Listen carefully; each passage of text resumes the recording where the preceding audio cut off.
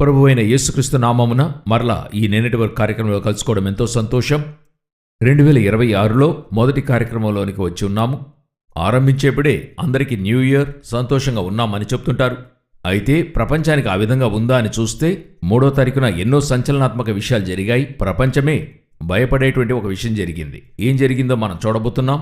అదొక పెద్ద మార్పును లోకంలోనికి తెస్తుంది. రండి ఏంటో చూద్దాం. మొదటిగా ఈ జనవరి 3వ తారీఖున వెనిజులా అధ్యక్షుడు నికోలస్ మడురో ఆయన ఏం చేశారని అడిగినట్లయితే అరెస్ట్ చేసింది అమెరికా. ఇప్పుడు అమెరికా చేసిన ఈ కార్యాన్ని ప్రపంచంలోని అనేక దేశాలు ఖండిస్తున్నాయి. ఏంటంటే ఇదొక అరాజకం, మరొక దేశానికి వెళ్ళి ఇటువంటి కార్యాలు మీరు చేస్తున్నారు అని చెప్తున్నారు. అమెరికా ఏం చెప్తుంది? కానీ అతడు చేసినటువంటి నేరాలు ఒకదాని వెంబటి ఒకటి ట్రంప్ ప్రెస్ మీట్లో తెలియజేశాడు. ప్రజల్ని ఎలా బాధించాడు, వేళ్లు నరికాడు, ఇటువంటి అనేక విషయాలు చెప్పాడు. అయితే ఇది తన వైపు ఉన్న న్యాయాన్ని తెలియజేశాడు. ప్రపంచమంతటా రష్యా నుండి అన్ని దేశాలను ఇది వ్యతిరేకిస్తున్నారు, గొప్ప స్థాయిలో వ్యతిరేకిస్తున్నారు. మొదటి వ్యతిరేకత ఖతార్ నుండి వచ్చింది. వారు చెప్పింది ఏంటంటే ఇది ఆ దేశానికి వ్యతిరేకంగా మీరు ప్రవర్తిస్తూ ఉన్నారు అని వారు చెప్పారు. సరే, ఇది ఒక లోక ప్రకారంగా జరిగే ఒక సంభవము. అయితే దీని వెనుక ఎటువంటి ఒక కార్యానికి అవకాశం ఉంటుంది, అదే మనం మొదటిగా చూడబోతున్నాం. అదేంటని అడిగినట్లయితే ఈ విషయంలో ట్రంప్ వచ్చి అనేక దేశాల గురించి మాట్లాడుతూ ఉండాడు. గ్రీన్లాండ్ గురించి మాట్లాడాడు, కెనడాను గురించి చెప్తూ మా సరిహద్దులోనికి తీసుకొస్తాం, అంటే అమెరికా సరిహద్దులను మేం పెంచబోతున్నాం, కెనడాని వారి యొక్క రాష్ట్రాల్లో ఒక రాష్ట్రంగా మార్చబోతున్నాం, గ్రీన్లాండ్ మాకు కావాలి, ఇలాగా అనేకము చెప్తుండాడు. మధ్యలో కొంత వెనక తగ్గాడు. ఇవన్నీ కూడా జరిగాయి చూడండి. అయితే హఠాత్తుగా వెనిజులా మీద చేయి వేయడానికి కారణం ఏంటి అని చూస్తే వెనిజులాతో ముందుగానే అనేక సమస్యలు, గతసారి ఎంపిక అయినప్పుడే దాని విషయం చెప్పాడు. అయితే మనం చూసే విధానం ఏంటని అడిగినట్లయితే ఇంతవరకు రష్యాతోటి మిత్ర దేశాలు, చాలా క్లోజ్ ఫ్రెండ్స్ అని చెప్పేటువంటి దేశాల్లో 4వ గొప్ప దేశము ఇప్పుడు తాకబడింది. మొదటిగా మీరు చూసినట్లయితే 2003లో ఇరాక్ సదాం హుస్సేన్ని వారు పట్టుకున్నారు. 1991లో సదాం హుస్సేన్ కువైట్ని పట్టుకున్నాడు. అది బేస్ చేసి ఆ తర్వాత వార్ జరిగి అన్ని ముగిశాయి. తిరిగి సదాం గెలిచి వచ్చేశాడు. అయితే 2003లో సదాంని ఒక దగ్గర నుండి అరెస్ట్ చేశారు. అప్పుడు కూడా అదొక విమర్శకు లోనైన విషయం. అది ఎలాగా ఒక దేశ అధ్యక్షుడిని పట్టుకోగలరు అని చెప్పి. అయితే సదాంకి దానికి ఈక్వల్గా వ్యతిరేకత ఉండింది ప్రపంచంలో. సదాం ఒక దేశం తర్వాత మరొక దేశాన్ని పట్టుకుంటాడు అని చెప్పి. అయితే సదాం హుస్సేన్ రష్యాకి సన్నిహిత స్నేహితుడు. రెండవది అటు తర్వాత చూస్తే 2011లో అని చూసినట్లయితే లిబియా యొక్క గడాఫీ. అది మాత్రమే కాదు, ఎహెచ్కేల్ 38లో లిబియాన్ గురించి ఉంటుంది. వారు రష్యాతో కలుస్తారు. సో అక్కడ కూడా ఒక గొప్ప విధంగా పోరాటం ఏర్పడి అంతర్గత కలవరం జరిగి ఒక విప్లవం అన్నది జరిగి అక్కడ గడాఫీ ఆ ప్రజల చేతని హతమార్చబడ్డాడు. మూడవది 2024లో సిరియా వారి యొక్క బషార్ అల్ అసాద్ అనే నాయకుడు ఎన్నో సంవత్సరాల అధికారంలో ఉండాడు. అయితే ఇతడు రష్యాకి దగ్గర స్నేహితుడు. ఇప్పుడు కూడా అతడు రష్యాలోనే ఉన్నాడు. అంటే అంతర్గత పోరు ఏర్పడి అక్కడ విప్లవం ఏర్పడి అక్కడి నుండి పారిపోయి ఇప్పుడు ఎక్కడున్నాడంటే రష్యాలో ఉన్నాడు. ఇప్పుడు వెనిజులా. ఇతడు ఎవరని అడిగినట్లయితే నికోలస్ మడురో. ఇతడు ఎక్కడి వాడంటే దక్షిణ అమెరికాలో ఉండేటువంటి వాడు. లాటిన్ అమెరికా అని చెప్తారు, అక్కడ ఉండేటువంటి వాడే. అయితే అక్కడ ఉండేటువంటి అమెరికా వ్యతిరేక దేశాలు కొన్ని ఉన్నాయి. క్యూబా, వెనిజులా, ఇవన్నీ అమెరికా వ్యతిరేక దేశాలు. సో వీరిలో ఇతడెంతో ముఖ్యస్తుడు. రష్యాతోనూ చైనాతోనూ సంప్రదింపులు అధికంగా ఉంటాయి. వీళ్ళందరూ అమెరికాకి వ్యతిరేక విధానాల్లో ఫ్రెండ్స్. ఇప్పుడు ఇతడిని పట్టుకుని ఖైదీ చేసిన తర్వాత రష్యా వ్యతిరేకించింది, చైనా కూడా వ్యతిరేకించింది. అయితే రష్యాను చైనాను పెద్ద ఎత్తున మరి రియాక్ట్ చేయకుండా ఉన్నారు. ఇదే విధంగా గడాఫీ మీద చేయి ఉంచినప్పుడు రష్యా వ్యతిరేకించింది, కానీ ఏమీ చేయలేదు. ఇప్పుడు 4 దేశాలు అయ్యాయి. ఇరాక్ అయింది, సిరియా అయింది, లిబియా అయింది, వెనిజులా అయింది. ఇది ప్రవచనాల్లో ఉంది. అయితే నేను ఊహించేదనుకోండి, ఇది ఉండకపోవచ్చు. నిన్ను వెనుకకు త్రిప్పి నడిపించి ఉత్తర దిక్కున దూరంలో ఉన్న నిన్ను బయలుదేరజేసి ఇశ్రాయేలీయుల పర్వతములకు రప్పించి అని ఉంటుంది. ఇంతవరకు 4 ఫ్రెండ్స్ని వారు పట్టుకున్నారు. అది మాత్రం కాదు, రష్యా అధ్యక్షుడు ఇరాన్ని తాకినప్పుడు ఒక మాట చెప్పాడు. ఏం చెప్పాడని విన్నట్టయితే, మీరు ఇంతవరకు నా ఫ్రెండ్స్ అందరిపైన చేయి వేశారు, మేము ఊరుకున్నాం, ఇరాన్ మీద చేయి వేస్తున్నప్పుడు మేము ఊరకుండలేము అని చెప్పి ఒక స్టేట్మెంట్ ఇచ్చాడు. అది ఎంతో పెద్ద ప్రపంచ యుద్ధంగా మారుతుంది అని కూడా చెప్పాడు. వాటికైన వార్తలు కూడా వచ్చాయి. సో ఇప్పుడు మీరు గమనించినట్లయితే ఈ 4 దేశాలు ముందుగానే పట్టబడ్డాయి. తరువాత ఇరాన్కి ఎదురుగా అమెరికా తిరుగుతుంది. ఇప్పుడు ఇజ్రాయెల్ అధ్యక్షుడు ఏం చెప్పాడంటే, త్వరలో అమెరికా ఇరాన్ని తాకుతుంది అని చెప్పాడు. ఇరాన్ ఏం చెప్పి ఉందంటే, ఇస్రాయెల్ని మేము తాకబోతున్నాం. వాళ్ళు చెప్పున్నారు, లెబనాన్, యెమెన్ అందరూ కలిసి చెప్తున్నారు మేము తాకబోతున్నాం అని చెప్తున్నారు. సో ఇప్పుడు రష్యా యొక్క 5వ మిత్ర దేశమే ఇరాన్. ఇంకొక దేశం ఉంది, టర్కీ. ఇది రష్యా యొక్క మిత్ర దేశమే. రష్యా వాళ్ళు చాలా క్లోజ్ ఫ్రెండ్సే. అయితే ఇది యూరోప్లో ఉండే దేశం. సో ఈ విధంగా అది 6వ దేశము. ఇప్పుడు కూడా చెప్తున్నా, ఇది నా యొక్క గణన, ఇది ప్రవచనము కాదు. ఈ 6 దేశాలను చేసుకుని ముగిసేప్పుడు ఈ కార్యం జరిగే అవకాశం ఉంది. ఇప్పుడు ఇరాన్ని తాకడానికి రెడీగా ఉన్నారు. టర్కీ ముందుగానే ఇస్రాయేల్తో సమస్యలో ఉంది. సో ఇప్పుడు జరగవచ్చు, లేక మరొక కార్యం కూడా ఆ దేశాల మధ్య జరిగే అవకాశం ఉంది. ఇది నేను యోచించేది.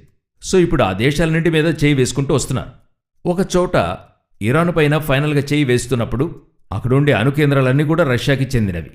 ఇప్పుడు రష్యా దానికి ప్రతీకారం తీసుకుంటుంది. ఇదే అక్కడ జరగబోయే ఒక ముఖ్యమైన కార్యంగా ఉండబోతుంది.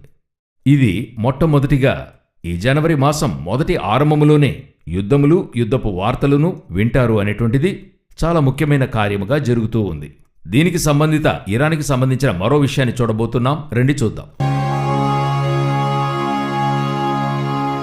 ఇప్పుడు ఇరాన్లో చూసినట్లయితే ఒక గొప్ప రీతిలో నిరసన, జనానికి విరోధంగా జనము లేచి ఉన్నారు. జనులు అక్కడ గొప్ప విధంగా తిరుగుబాటు చేస్తూ ఉన్నారు. ఎందుకు అని అడిగినట్లయితే, చరిత్రలో చూడని విధంగా ఇరాన్ వారి డబ్బు విలువ తగ్గిపోయింది. అంటే అమెరికన్ డాలర్కి సమముగా వారి డబ్బు విలువ పడిపోయింది. ఇప్పుడు అందువల్ల ప్రజలందరూ కూడా తీవ్రస్థాయిలో మండిపడుతున్నారు. ధరలు తీవ్రంగా పెరిగాయి. ఇప్పుడు ప్రొటెస్ట్ అంతటా తిరుగుబాటు దేశమంతటికీ వచ్చింది. టెహరాన్ నుండి అన్ని ప్రాంతాల్లోకి వచ్చింది. ఇప్పుడు ఐఆర్జీసీ వారు దానికి ఎదిరింపు తెలుపుతున్నారు. ఇప్పుడు దాని మూలంగా చూస్తే ప్రజలు ప్రాణాలు పోగొట్టుకున్నారు. అనేక కార్యాలు జరుగుతూ ఉన్నాయి. ఇది ఇరాన్కి ఒకవైపున జరుగుతున్న సంభవం. అంటే జనము మీదికి జనము. మరొక వైపు వారు ఇస్రాయేల్తోనూ అమెరికాతోనూ యుద్ధము చేస్తూ ఉన్నారు. ఇది యుద్ధములను గుచ్చిన వార్త. ఇది మాత్రమే కాకుండా దీనికంటే ఒక గొప్ప సమస్య ఇరాన్లో వెళుతుంది. ఏంటని అడిగితే నీటి సమస్య. చరిత్రలో ఎన్నడూ చూడని విధంగా భూగర్భ జలాల క్షీణత. భూగర్భ జలాలే లేవు ఇప్పుడు. సో గొప్ప రీతిలో ఒక క్షామము అక్కడ వెళుతూ ఉంది. ఈ ఇరాన్ గూర్చి మనం ఎందుకు ఇంత చూస్తున్నామని అడిగినట్లయితే, ఏహెచ్కేలు 38:5-6లో నీతో కూడిన పారసీక దేశపు వారిని అని ఉంటుంది. ఈ పర్షియా ఇరాన్ అన్నది మనం పలుసార్లు చూస్తున్నాం. ఇప్పుడు ఈ మధ్యస్థానానికి ఇరాన్ వచ్చి చేరింది.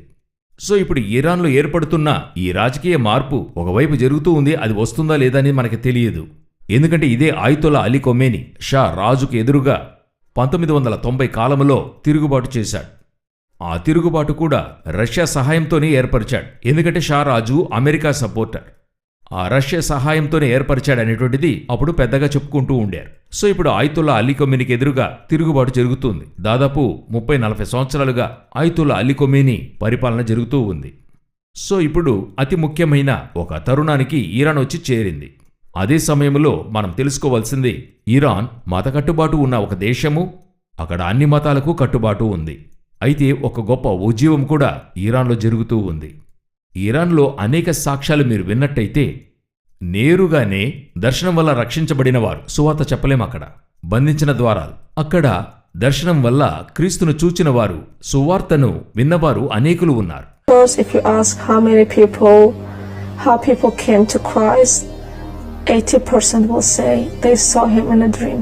So I decided to ask him, and so I did. And then the next day, I guess, I saw a dream, and in my dream I saw Jesus was a bridge. I decided to come to him. అనేక చోట్లలో ఈ ఇరాన్లో ఒక గొప్ప revival ఒకవైపు జరుగుతూ ఉంది. ఇంత గొప్ప కలవరం మధ్యలోనూ ఒక ఉద్యమం అక్కడ వస్తుంది చూడండి. సో ఇరాన్ కొరకు ప్రార్థించడం అన్నది మన యొక్క బాధ్యత అయి ఉంది. తర్వాత మరొక ముఖ్యమైన విషయాన్ని మనము చూడబోతూ ఉన్నాం. ఇప్పుడు బల్గేరియా. ఈ దేశము ఒక ముఖ్యమైన పని చేసింది. ఏంటి బల్గేరియా గురించి అంటే, యూరోప్లో ఉంది. వీళ్ళని షెంగెన్ కంట్రీస్ అని చెప్తారు. అంటే ఐరోపాలో ఉన్న కూటమి దేశాలకు షెంగెన్ అని చెప్తూ ఉంటారు. యూరోపియన్ యూనియన్ వేరే, షెంగెన్ వేరే. ఈ షెంగెన్ అనేటువంటిది దాదాపు అనేక దేశాలను సూచించే ఒక ప్రాంతం. అందులో ఉండే దేశాలే ఏర్పడిన ఒక యూరోపియన్ యూనియన్. ఈ యూరోపియన్ యూనియన్లో ఇంకా 2-3 దేశాలు రాలేదు. ఐస్లాండ్ రాలేదు, తర్వాత మరి స్విట్జర్లాండ్ రాలేదు. ఇలాగ కొన్ని దేశాలు, 4-5 దేశాలే ఉన్నాయి, లోనికి రాకుండా ఉన్నారు. ముందుగానే 28 దేశాలు ఉన్నాయి. ఈ 28 దేశాల్లో బల్గేరియా కూడా ఒకటి. బల్గేరియన్ కరెన్సీకి లేవని పేరు, అది వారు మార్చకుండా ఉన్నారు. అదే వారు యూజ్ చేస్తుండారు. ఈ షెంగెన్ కంట్రీస్లో ఉన్నారు. అయితే వారు ఇప్పుడు యూరోపియన్ యూనియన్లో జాయిన్ అయ్యారు. ఈ జనవరి 1 తారీఖు నుండి తమ యొక్క డబ్బును యూరోప్కి మార్చేశారు. అంటే లేవు ఉంది, యూరో కూడా ఉంది. కొంతకాలానికి 6 నెలల వరకు. అటు తర్వాత ఈ డబ్బు పూర్తిగా నిరాకరించబడుతుంది. వట్టి యూరోనే ఉండబోతుంది. 28 దేశాల కలయికగా మారుతుంది. యుక్రెయిన్ లోనికి రావడానికి వెయిట్ చేస్తుంది. ఒకవైపు స్విట్జర్లాండ్, ఐస్లాండ్ లోనికి వస్తూ ఉన్నారు. అంతటితో ఐరోపా ఖండమంతా కూడా ఒక్క యూరోప్గా మారుతుంది. ఒకే గవర్నమెంట్లోకి వస్తుంది. తర్వాత చూస్తే ఆసియా, ఆఫ్రికా మాత్రమే ఉంటుంది. ముందుగానే ఆసియాలోకి చొరబాటైంది యూరోప్. దీని గురించి మరొక కార్యక్రమంలో చూద్దాం. చొరబాటయ్యారు. ఆఫ్రికాలోనూ అటువంటి కార్యాలే చోటు చేసుకున్నాయి. సో ఇప్పుడు వీళ్ళు ఒక గొప్ప విధంగా హద్దులు విస్తరించుకుంటున్నారు. అందులో బల్గేరియాను ఇప్పుడు పూర్తిగా మారిపోయి ఉంది. ఇంకా రానున్న దినాల్లో అనేక దేశాలు లోనికి రావడం మీరు చూస్తారు. యూరోపియన్ యూనియన్తో కలవడం మీరు చూస్తారు. అది జరుగుతున్నప్పుడు అది మీకు అప్డేట్ చేస్తాం. చివరిగా ఒక కార్యాన్ని చూసి ముగించబోతున్నాం. ఇది ఏఐ టెక్నాలజీ ఇప్పుడు పరిణామము చెందింది. ఎంతవరకు వచ్చిందని అడిగితే చైనా వియట్నాం బార్డర్లో ఆ బార్డర్ సెక్యూరిటీ ఫోర్స్ అని చెప్తారు, బిఎస్ఎఫ్ అని మనం చెప్తాం. ఆ విధంగా ఇమిగ్రేషన్, ఆ సరిహద్దులు చెక్ చేసేటువంటి వీసా, పాస్పోర్ట్ ఇవన్నీ చెక్ చేయడానికి బార్డర్ ఫోర్స్ అని చెప్తారు. ఆ బార్డర్ ఫోర్స్ అంతటికిని ఏఐ రోబోట్ని ఉపయోగిస్తూ ఉన్నారు. అక్కడుండే రాணுవ వీరులు వారినంతా తగ్గించి ఆ చోటుకి వీటిని తీసుకొచ్చారు. ముందుగానే రోబోను యూజ్ చేసేటట్టుగా మిలిటరీ ఉంది వాళ్ళకి. ఇప్పుడు అదే మిలిటరీకి ఒక అడిషన్గా ఇమిగ్రేషన్ సిస్టమ్ లేక బార్డర్ ఫోర్స్ అది తయారు చేస్తూ ఉన్నారు.